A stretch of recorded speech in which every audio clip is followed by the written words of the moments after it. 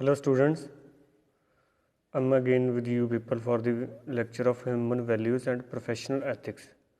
Or this is our lecture number 10 and under module 2 we are discussing the chapter number 9 as per the PTU syllabus. Chapter है हमारा understanding the body as an instrument of I. हमने जो पिछला lecture है उसमें discuss किया था कि बॉडी की कोऑर्डिनेशन आपस में, बॉडी का और आई का क्या कर्तव्य है, क्या रूल्स है, और बेसिकली ये दोनों इंटरडिपेंडेंट है, इंडिपेंडेंट, और कब कब हमारी क्या क्या रिक्वायरमेंट्स रहती है बॉडी के लिए और हमारी आई के लिए और हमारी सेल्फ के लिए। और इन चीज़ों के बारे में हमने इस टॉपिक में और आज की जो लेक्चर है इसमें कवर करना है कि understanding the body as an instrument of I.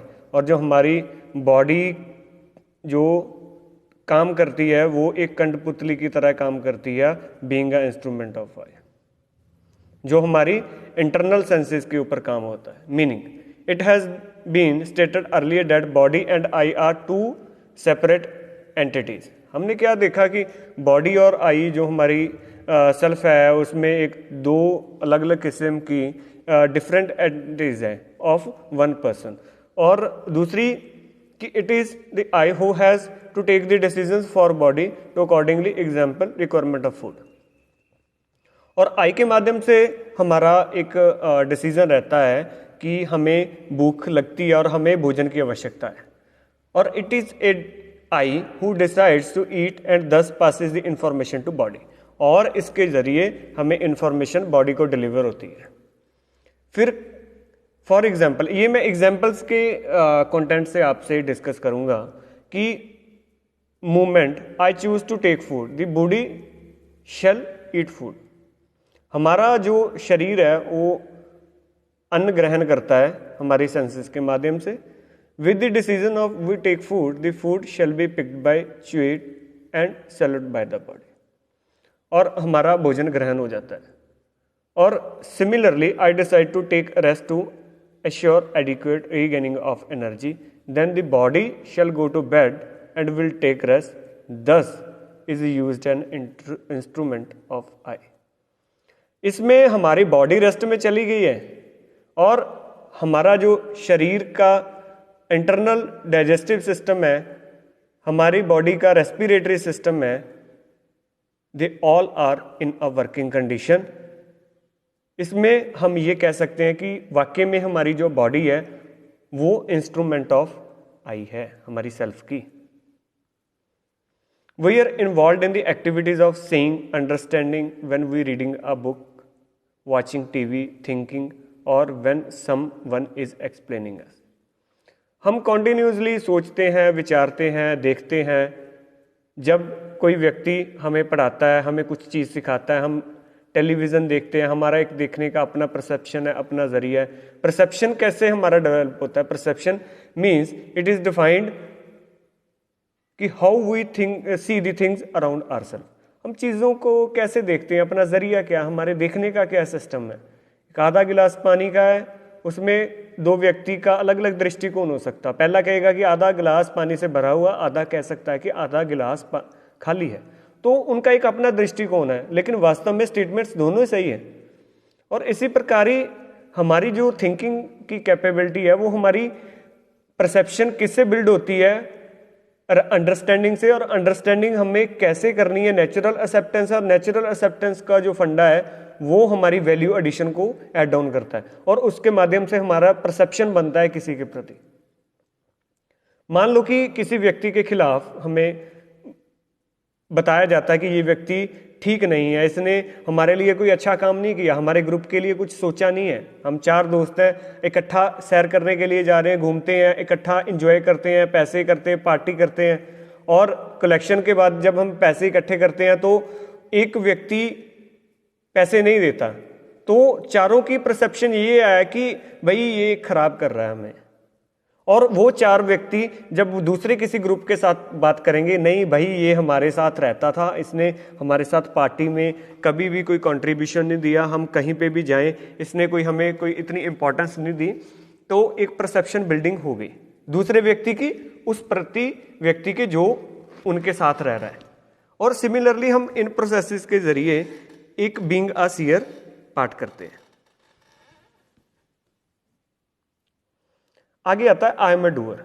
While performing a certain action we are similarly engaged in the activity of doing something. For example, I am dialing a phone to a friend, someone ask me who is doing this, and that the answer shall be I am doing. In fact, I am consciousness in doing through the instrument of body and perform certain functions like picking up the phone, seeing the number and then dialing.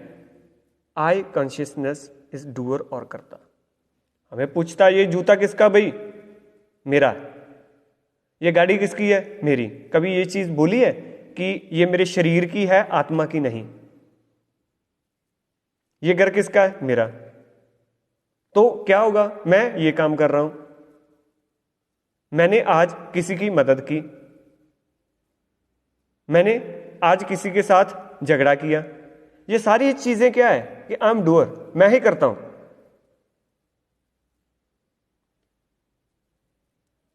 Anything that I can seen once and understanding, then I will be the one to make decision on what is to be done and what is has not to be done। ये चीज आई और हमें ही विचार करना है कि हम क्या किसी चीज को सोच के उसका क्या एक्शन लेते हैं, क्या हमें करना क्या नहीं करना। I will be doer. For example, when I saw scenery I will decide whether to click the picture of that scenery और नॉट। हम घूमने के लिए किसी फॉरेस्ट एरिया में चले गए, हम हिल स्टेशन पे जाते हैं, डेजर्ट्स में जाते हैं और हमें कोई अच्छी सीनरी दिखाई दी जिसने हमारे मन को मोहित किया हो, तो हम सोचते हैं कि मैं इसकी क्लिक कर लूं या ना करूं। तो ये हमारे मन की परसेप्शन है। हो सकता कि वही सीनरी किसी एक फोटोग्राफर के लिए इतनी इंपॉर्टेंस या मायने ना रखती हो।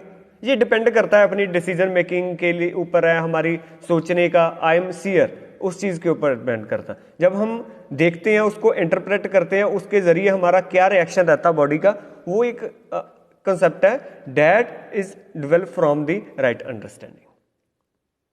I am unstoppable constantly positive doer of dreams. हाँ, मेरे को सपना लेना अच्छा लगता है। मैं सपने में प्रधानमंत्री भी बन जाता हूँ, मैं सपने में एक अच्छा राइटर बन जाता हूँ, मैं सपने में एक अच्छा पोइट बनता हूँ, मैं सपने में एक अच्छा प्लेयर बनता हूँ, क्रिकेटर बनता हूँ। हम सचिन तेंदुलकर का एग्जाम्पल लेते हैं, विराट कोहली के एग्जाम्पल्स आते हैं और हम अनस्टॉपेबल। हमें ड्रीम लेने चाहिए, हम पॉजिटिव रहते हैं और doer of dreams. Doers are not people who will never fail but people who never quit.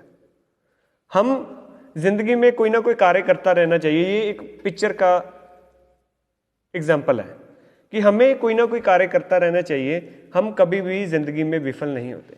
हमें निरंतर जिंदगी में चलते रहना चाहिए, चलते रहना चाहिए। कहीं ना कहीं हमें मंजिल किसी न किसी जगह पे बैठी है, हमें वो प्राप्त होगी और बस जरूरत है उन चीजों को ढूंढने की और करने की। एग्जाम्पल एक छोटी सी मैं आपको एक कहानी के माध्यम से सुनाना चाहता हूँ कि ऐसी ही एक एग्जाम्पल थी। I was moving on my bike and मैं एक रास्ते से जा रहा था और आगे मेरे बहुत बड़ा गंदगी का ट्रक जा रहा था। I got frustrated from that very particular activity. इतनी गंदी बदबू आ रही थी कि मेरे को उस चीज़ से बड़ी परेशानी हुई।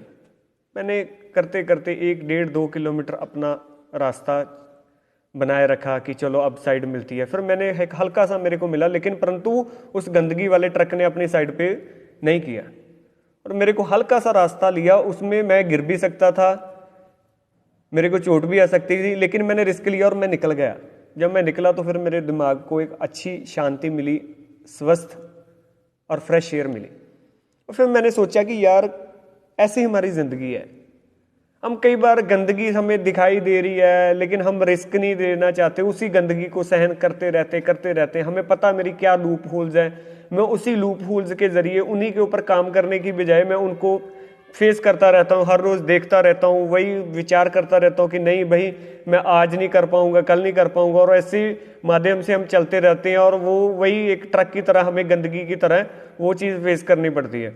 और वास्तव में यही है कि हम अगर अपनी ज़िंदगी में ये चीज़ सोचें कि भाई मेरे को एक अच्छा कर्ता बनना है और मैं अपनी रास्ते से हल्का सा डेविएट करूंगा तो मेरे को पता आगे एक अच्छी सड़क है, एक अच्छा वातावरण मेरे को मिलने वाला है। बस ये हमारी डिसीजन मेकिंग के ऊपर है। और इसीलिए बोला है कि we are good doers and doers are not people who never fail but people who never quit.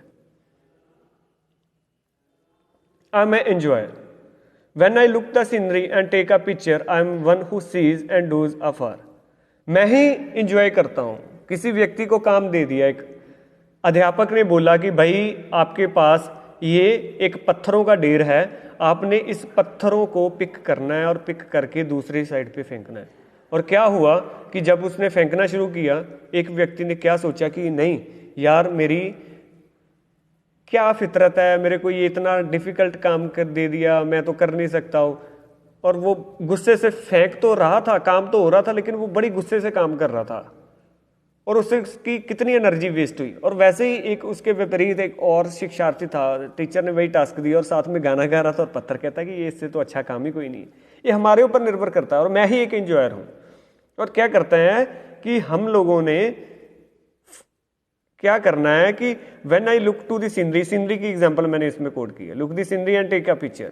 I am one who sees who does for when I see the picture I like it, I enjoy it, this an activity flow has been maintained being a sheer doer and enjoyer. In the same way, when I eat, I taste from the tongue.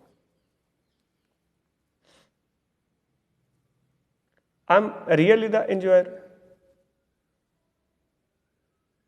ये हमें भगवत गीता का अगर हम example ले तो उसमें chapter number 18 है, versus 14 से 18।